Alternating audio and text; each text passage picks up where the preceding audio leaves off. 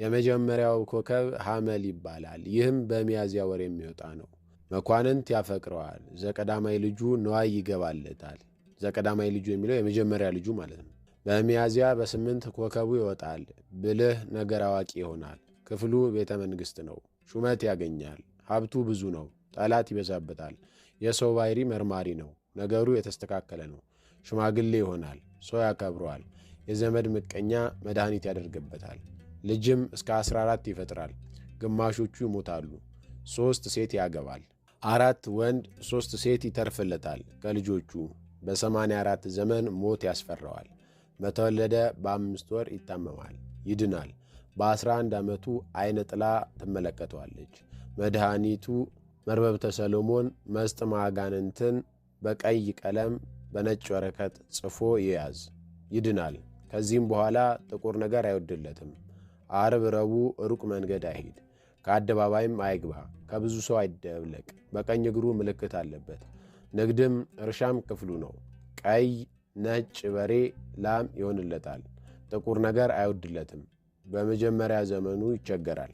ከ30 ዓመት በኋላ ይከብራል። ልጅም ይወልዳል። ሹመትም ይሾማል። በ22 ዓመቱ ይታመማል፣ ይድናል። ዓይነ ጥላ በልጅነቱ ትጻረረዋለች። ራሴን ዓይኔን ይላል። ገንዘቡ እንዳይበረክት ትበተብታለች ወይም ትገረግርበታለች። በ20 ዓመቱ ቁስል ይጠንቀቅ፣ መድኃኒት ያስፈራዋል። ንዳድ እግር ብረት ይጻረረዋል። ዓይነ ጥላው በወገቡ እየገባች ልቡን ወገቡን ታሟለች።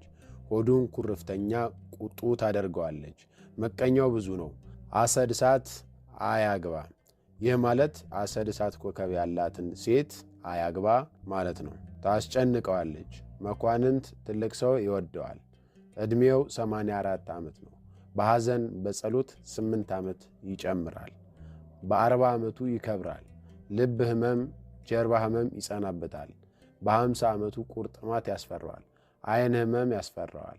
በ70 ዓመት ከሆነ በኋላ በልጅነቱ ዓይኑ ኮከብ ይመስላል፣ ደም ይመስላል። 70 ዓመት ከሆነው በኋላ በልጅነቱ ዓይኑ ኮከብ ይመስል የነበረው ደም ወደ መምሰል ይቀየራል ማለት ነው። የወጋው ሲጠናበት የበግ ቀንድ አሳርሮ በሰሊጥ ሰውነቱን ይቀባ። ከተሾመ ቶሎ አይሻርም። ቤተ መንግሥት ክፍሉ ነው። በአፉ ለጋስ ይሆናል፣ በልቡ ንፉግ ነው። ሀብቱ በየጊዜው እየጨመረ ይሄዳል። ዓርብ ቀን በዘመነ ማቴዎስ በ84 ዓመቱ ይሞታል። የኮሶ የመጋኛ መድኃኒት ሳል አጥፊው ነው። ዓይነ ጥላ ገንዘቡን ትገረግርበታለች። ሹመት አያጣም። በ49 ዓመት መቅሰፍት አያጣውም። ቡዳ ዓይነ ጥላ ተደብልቃ